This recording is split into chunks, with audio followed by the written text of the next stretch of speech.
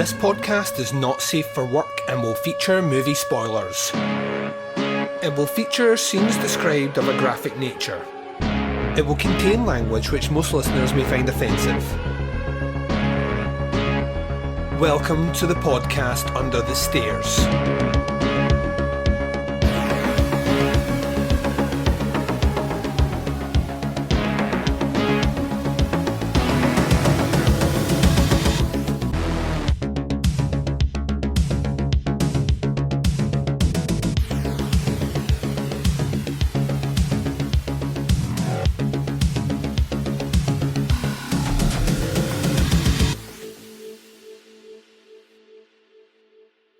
Hi everyone and welcome to the podcast Under the Stairs. I'm your host Duncan. Welcome to the show. Up on this episode we're continuing our run of the 88 Films Slasher Classic Collection. This time we're turning our attention to disc number 53, Dark Night of the Scarecrow from 1981, a made-for-TV horror movie which I think in the previous episode I was convinced I'd seen before. So I'm also racking my brain as to what made me, one, think I had seen it before, two, what movie I'm actually getting it confused with, and three, was all just a fever dream, which it could possibly be that I've just amalgamated about 10 different viewing experiences from when I was younger into one, and then assumed this was the movie. Definitely wasn't. So this was inevitably turned out to be a first time watch. So Dark Night of the Scarecrow is what we will be discussing after the first break. Now, I think in the last couple of episodes as well, I have been talking about uploading the Italian collection series, the other running one that we do from 88 Films, into the YouTube archives. So you have the entire playlist. Turns out I've already done that, and I did that like 2 years ago. So once again, don't know what's going on with my brain at the moment. It's these ones, the Slasher Classics. I think there's only a couple of these up. So what I will be endeavouring to do over the coming weeks is getting all of them updated. So hopefully by the time we do disc number 54, which I will be announcing at the end of this episode, I will have managed to get the entire archive of reviews up, noting that those ones are not video reviews, they'll be just audio. But yeah, we'll try and get them up anyway so you guys can check them out, see what I thought of some of the previous ones. As you will know, if you're a long-term listener / viewer of what I do, I'm not a huge fan of the slasher classics. A lot of the movies have felt very ponderous to me, and or question their validity as a slasher movie, which may or may not be something we talk about when we discuss this movie. So anyway, I'm going to take a short break. When I come back, it's time to get into a little bit of detail about what happens in this movie, cast and crew, etc., before we jump back in and do some of the special features on what I will say, no spoilers coming here at all, this release, really, really, really good. So they spared no expense, and because I got this one in a sale, I think this really costed like £7, which is next to nothing for a movie, which, well, that would be spoiling it. Find out what I felt of this movie right after this. So let's talk about this movie that, let's be honest, is a bit of an outlier depending on how you approach it. Dark Night of the Scarecrow from 1981. It's a title that often gets bundled into collections like slasher classics, but going into it and especially coming out of it, that label feels a little off. Because while it shares some of the surface level DNA with slashers from the early 80s, what it actually delivers is something quite different and in a lot of ways something that's far more interesting. This was directed by Frank Della Fleeta, who might be known for his work in supernatural horror, particularly the movie The Entity. And that background really shows here. Because even though Dark Night of the Scarecrow is often marketed alongside the more traditional body count horror films, its roots feel much more aligned with supernatural revenge stories than anything resembling a straight slasher. It's important to remember that this was a made-for-TV movie, originally airing on CBS, which makes what it achieved all the more impressive. Television horror at the time was usually constrained, not just in terms of budget, but what it could actually show and how far it could push things. So instead of gore or shock value, this film leans heavily into atmosphere, and honestly, that ends up being one of its greatest strengths, in my humble opinion.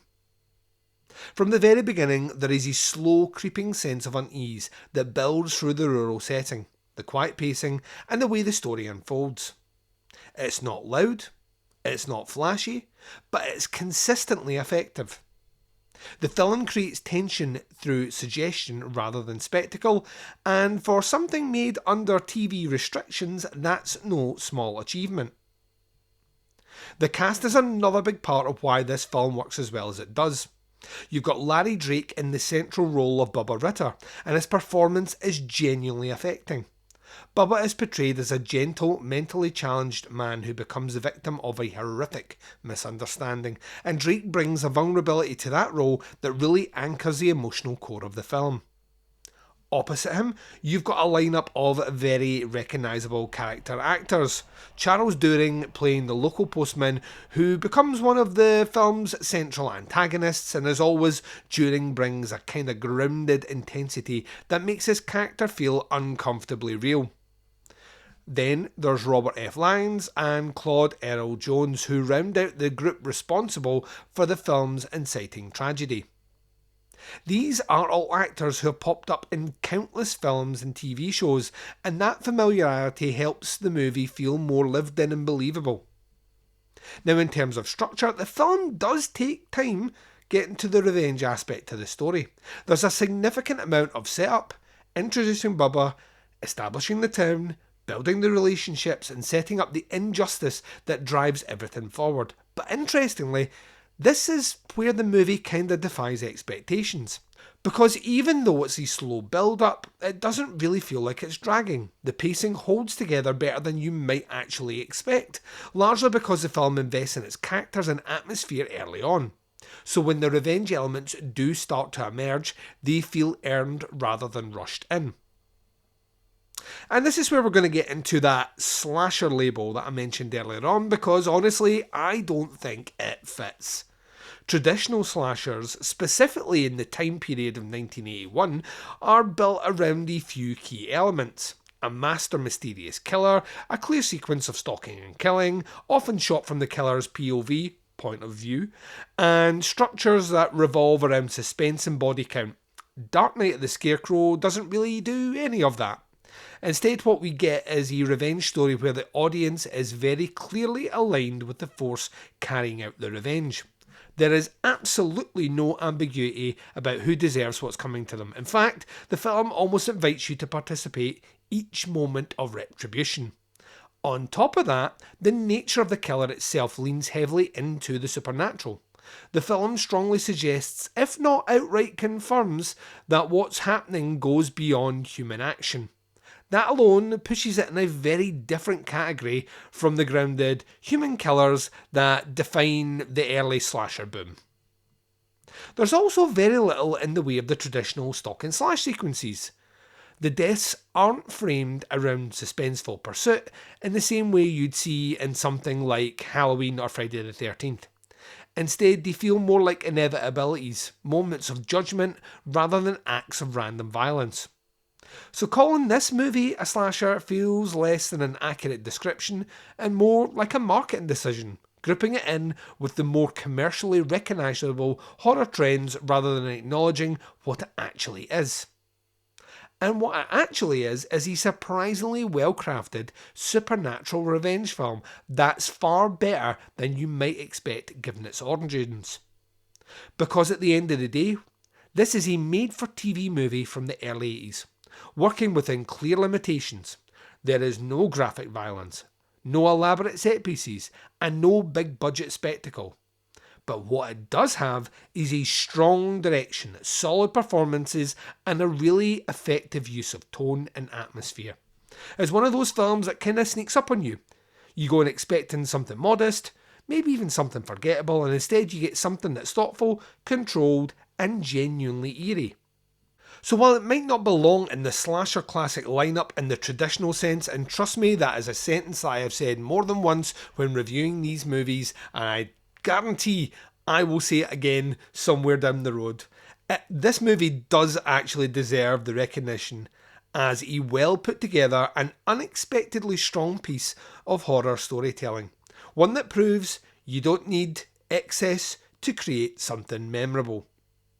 So Dark Knight of the Scarecrow. This is the reason I kind of love doing the movies, and I know some people will question my sanity and they'll say, you seem to hate a lot of them, so why do you keep buying them? And yes, I have a collector's mentality, which means there's part of me that dies inside if I don't have all the numbers of these red slips running right along in a series. Yeah, it does. It's you. If you're watching this, I'm assuming that you're one as well, so you can share my pain here. But it's for the movies that we find that genuinely feel like you're exercising a blank spot in your film knowledge. And it's a movie I've heard of a lot. Dark Knight of the Scarecrow is a title that has come up again and again, and one that I just assumed I'd seen. Like I say, it felt like the artwork from the, not the new artwork, but the original artwork, and even some of the synopsis, it was so indicative of a title that I had seen before, or something I had experienced before, or seen at a late night screening, or like a horror con or something. I was convinced I'd seen it, and I definitely hadn't, because I found it very quickly. When Larry Drake appeared, I was like, yeah, this is not something I've lived through before. But this is where, like, the Slasher Classic Collection, albeit I disagree this title is in Slasher Classics, it could possibly just be in the 88 Films film collection, and that would be fine. But I don't know if I'd ever would have checked this out had this not been in this collection, because like I said before, the assumption was I'd seen it, so I was in no great rush to go and check it out again. So in a lot of respects, by being in this collection, it has forced me to find a movie I thought I'd seen that I hadn't seen but now really enjoy, because I did really enjoy this movie. Like I mentioned in the previous segment, the atmosphere really sells it for me, and like Charles During in anything just being a complete dick is something I will watch endlessly.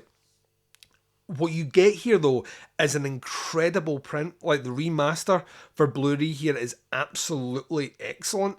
I mean, it's an aspect ratio for TV, so if you've got like a 75-inch telly like mine's, you've got two big black bars down the side. But because it was made for TV as well, I imagine its negatives were kept very well protected, and as a result, its transfer here is actually very handsome.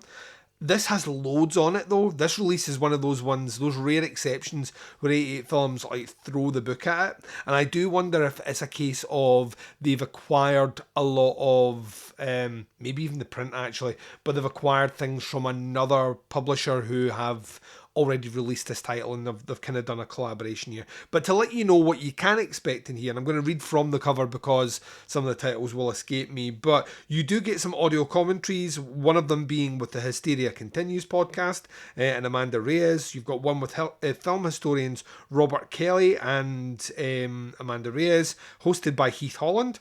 There's another one here with the director and the writer. You have Soaring Crows, Robert F. Lyons on The Dark Knight of the Scarecrows, Bubba Didn't Do It, 30 Years of the Scarecrow, CBS World Premiere Promo. These were cool to look back on. Like, CBS isn't a thing in the UK, so seeing how things are advertised, and I would have loved it. Like, I would have absolutely loved to have access to American TV in the 80s. You've got the CBS network rebroadcast, the cast reunion Q&A, the behind-the-scenes photo gallery, and the reversible sleeve with the newly commissioned artwork by Joel Robinson and the original poster artwork. This is one of the ones as well where the slipcase, I'm assuming a lot more than your ones are like this, and it's just because I've been out of it for a while, much better quality. They don't feel like they'll bend or fray as much, which, if you exist in the collector's market, is the biggest gripe. It's not one I gripe about because I tend not to resell my stuff on, but it's like everyone just moans if you get like even a ding in the side of your slipcase. But yeah, like I checked out some of the commentaries. I love the one. I love the Hysteria Continues. Those guys are awesome. So had that on for. And this movie has lots of moments of scenery and kind of quiet exposition. So in those moments, I was flipping through the commentaries and they all sounded really good. The actual featurettes on this are brilliant though, and almost worth buying for the cost that I bought this for. And the movie itself, really, really good. Like I say, I like the performances. It's very made for TV, and yeah, it's not going out its way to show rampant gore and violence, but the movie really doesn't need that. It kind of settles into its atmosphere in a really interesting way. So I had a ball with this one. If I had to grade this one, which I have to because it's my show and that's the mechanism I put in place, I give this a 4 out of 5. I really enjoyed this movie. Would 100% check it out again. Like, really, really, really would. And I can't say that for the majority of the Slasher Classics collection that are down in this corner here. Definitely wouldn't be saying that for most of them, but I would be for this. So yeah, the next one we're doing, still in its cellophane, is this number... Well, this will be disc number 54. See the sticker for the purchase. I bought them at the same time. This is what I'm saying I got for like £7.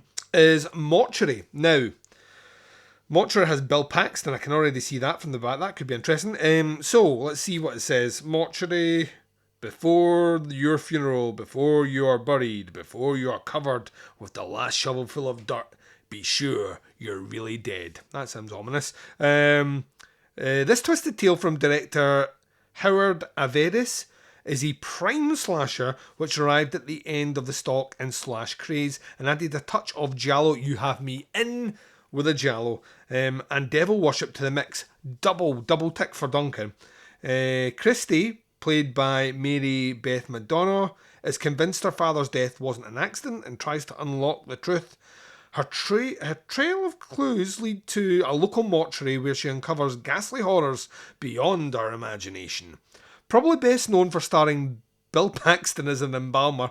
Did not know that. The movie is also known as Embalmed, which is a bit of a social misfit with a very unhealthy lifelong crush on Christie. Mortuary contains plenty of juicy set pieces and bloodletting for fans of the genre to enjoy. So, Satan worshipping, giallo-esque, Bill Paxton.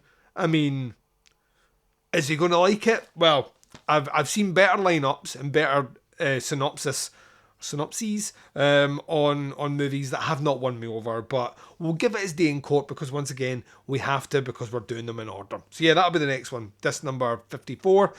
Mortuary, coming to a YouTube/podcast feed near you in the near future. So yeah, all that's left for me to see is it's time to close out the show. And thanks very much for checking out this episode of the podcast Under the Stairs. This has been a review of disc number 53 in the 88 Films Slasher Classic Collection. This one was Dark Night of the Scarecrow. I've already told you the next one we'll be doing is Mortuary. That is disc number 54 and it will be happening sometime before this month is out. I'm going to try and desperately get the back catalogue of all the other Slasher Classics up on the YouTubes so you can create a little playlist. And if this is the only way you experience it via the video podcast domain of YouTube, then you get a chance to check out what I've made of those movies. Some of those reviews recorded like 5-6 years ago.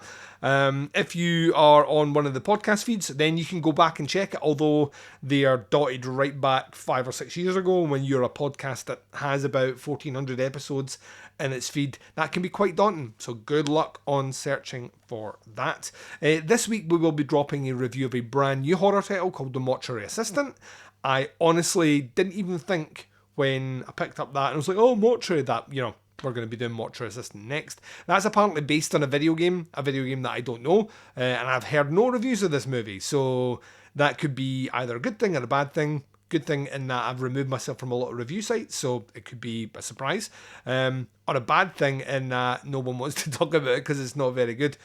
We will find out, time will tell, and you'll find out my views on that before the end of the week. So thank you very much for checking out this episode. The last thing I'm going to say is we are gearing up for something a little bit different over June. In the past, June, July, August for me have been big pushes towards doing massive, like, spectacle podcast installments. Used to do things like the summer series, and you know, a lot of moving parts, a lot of moving pieces. I'm not doing that this year, even with the podcast being back. The reason I mention that is a couple of people have already asked me. I'm not doing that, but what I am going to do is something that I've basically already mentioned. This summer, we are going to be looking at the Jean Roland collection from Indicator. Now, their 2 new titles are being released at the end of this month, and then at that point, I think we have about 9 or 10 movies. Movies of which some I have seen, some I've never heard of before. So what we're going to do is probably do episodes where we cover 3 movies at a time, and we're going to do that throughout the summer this year. So the summer of Roland, which just keeps rolling. If you know what I mean. Anyway, thank you very much for checking out this episode. That was a terrible joke. I hate myself. I want to die.